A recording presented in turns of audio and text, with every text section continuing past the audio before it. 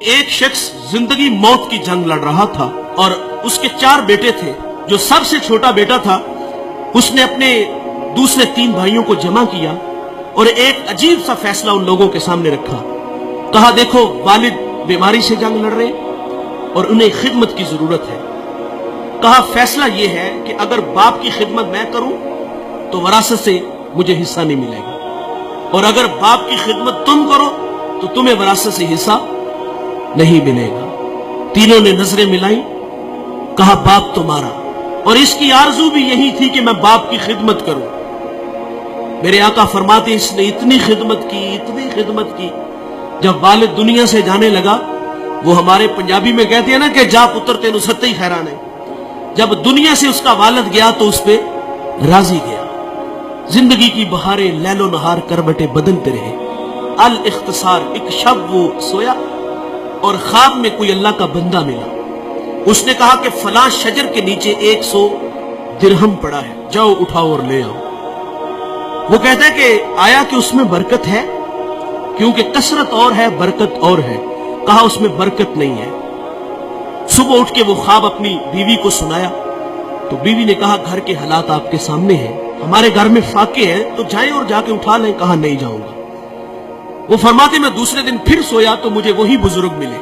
کہا بیٹے وہاں 10 درہم پڑے ہیں. کہا برکت ہے؟ کہا برکت نہیں ہے. تیسرے دن پھر ملے. کہا وہاں 1 درہم پڑا ہے. کہا برکت ہے؟ کہا ہاں اس میں برکت ہے. گئے اور وہاں 1 درہم پڑا تھا، اٹھایا اور بازار چلے گئے. اور وہاں ایک شخص آواز دے رہا تھا 1 درہم میں 2 مچھلیاں. کہتے میں نے درہم دیا اور مچھلیاں لے کے گھر آ گئے اور ان کے پیٹ چاک کیے اور دونوں سے ایک قیمتی موتی نکلا. وہ موتی لے کے بازار گیا، سنار کو دکھایا تو اس نے کہا پورے بازار میں اس کی قیمت کوئی نہیں دے سکتا. بھلا زمانہ تھا، آج تو دھا لگا لیتے ہیں نا. کہا پورے بازار میں اس کی کوئی قیمت نہیں دے سکتا. یہ بات سے وقت تک پہنچی. اس نے جواہری بلائے اور کہا اس موتی کی قیمت لگاؤ. سنو دوستو، اس موتی کی قیمت 1000 درہم، 10,000 درہم، 1,00,000 درہم نہیں. اس ایک موتی کی قیمت 30 خچر. ان پہ جتنا سونا لاد لیا جائے اس ایک موتی کی قیمت طے پاتی ہے. وہ گھر لے گیا. بادشاہ نے پھر طلب کیا تیرے پاس کوئی اور اس طرح کا موتی ہے؟ کہا ہاں ہے. کہا بیچتے ہو؟ کہا ہاں بیچتا ہوں. قیمت کیا لوگے؟ کہا اب ڈبل لوں گا. پہلے ریٹ تمہاری مرضی کا تھا، اب میری مرضی کا. کہا ڈبل لوں گا. اس نے پھر 60 خچر ان پہ سونا لاد کے اس کو دے دیا. اس شہر کا بادشاہ کے بعد سب سے امیر آدمی وہ بنا. کون؟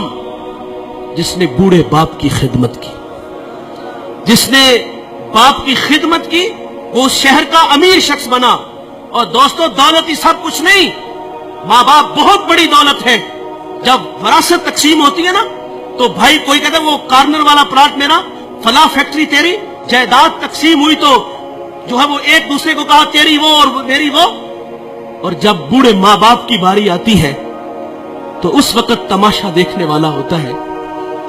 وہاں ہر بیٹے کی آرزو یہ ہوتی ہے کہ یار یہ باپ دوسرے بھائی کے کھاتے میں چلا جائے نا تو میں تھوڑا سا آسودہ ہو جاؤں گا. اب کوئی کہتا ہے 1 مہینہ تم میرا ذرا نکالو نا، میرے تو بچے چھوٹے چھوٹے ہیں، میرے خرچے زیادہ ہیں. اور بچپن میں وہ 500 کی دہاڑی لگاتا تھا اور اس کے 5 بھائی تھے تم.